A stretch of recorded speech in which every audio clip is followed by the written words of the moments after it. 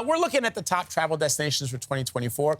Travel was a top priority for a lot of Americans after the pandemic, but there are probably a few sites you may have missed around the world. The Points Guy travel website recently revealed its list of the best places to visit in the new year. And guess what? It includes destinations like Quebec, Cairo, San Diego, and Costa Rica, just to name a few.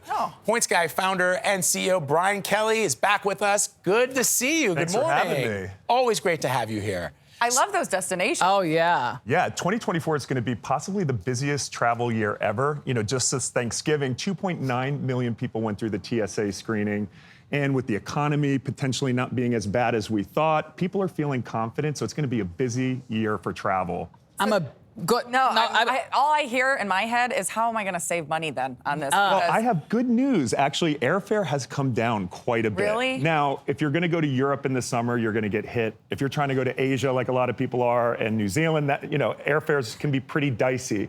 But here's my first tip, and I was actually just in the hair and makeup room helping people book trips. And I want to go somewhere warm in January, so I pulled out my phone. So go to google.com/flights. And Google Flights is my preferred method. It pulls in the best. But there's a little feature called Explore. Okay. So if you want to go a weekend trip in January, you can actually put in your home city, Chicago, New York. You can put in Caribbean. And it'll show you a map of all the cheapest nonstop fares. So I recommend to people. That is brilliant. Choose your destination based on where you can find the really good fare sales. I'm a huge adventure traveler. I love it. So what are the big deals you can get for? So adventure travel, our top two destinations are Montana. I think so many of us want to travel internationally, but there are so many beautiful places in It this is country. gorgeous. Yep. You've got Glacier National Park, Yellowstone, Big Sky for skiing. So Montana is at the top of the list. And if you want something a little more exotic, Morocco is one of our top destinations. You've got the mountains, you've got desert. You can do epic horse journeys.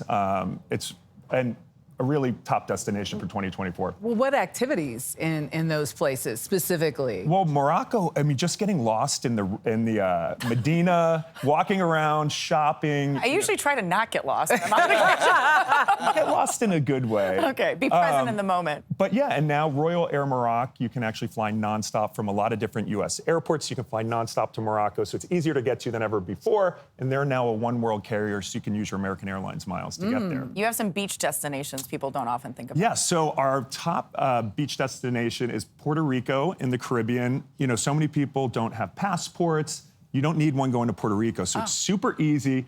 But, you know, and San Juan has great beaches, but here are the tips. Culebra is a tiny little island off the coast of Puerto Rico, unspoiled beaches. And Rincon on the west coast has amazing surfing, which people don't equate with Puerto Rico. Pick up surfing. That's great. So, Brian, one of the things I always ask you about is our airlines. And 2 points. One, Points Guy. When we're thinking about the way that the point schemes work on airlines, a lot of them have revamped the point schemes going forward in 2024. So is it still advantageous to try and build up those points, or is it better to have a credit card like an American Express? You hit it right on the nose. Be loyal to your credit card. So you want to book, use a credit card that offers transferable points. That's Amex, Chase Ultimate Rewards, because they allow you to pull your points into a pool and then transfer to a number of different carriers.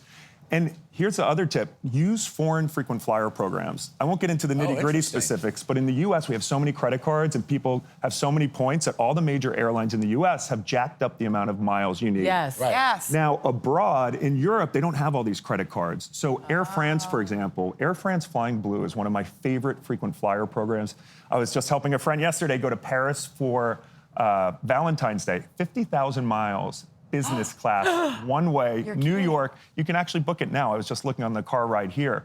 So, you know, Delta, their partner, will charge $400. Yes. So learn how to use foreign programs. Flying Blue is one of the best programs out there with That's low amazing. fees.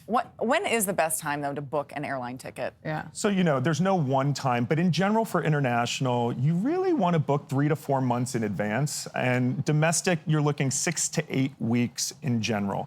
But what you can do is start looking as far in advance as possible. Google Flights will actually, you can set alerts. So if it drops below a certain price, you can book. And what I'll say is there are great fare deals that come and go.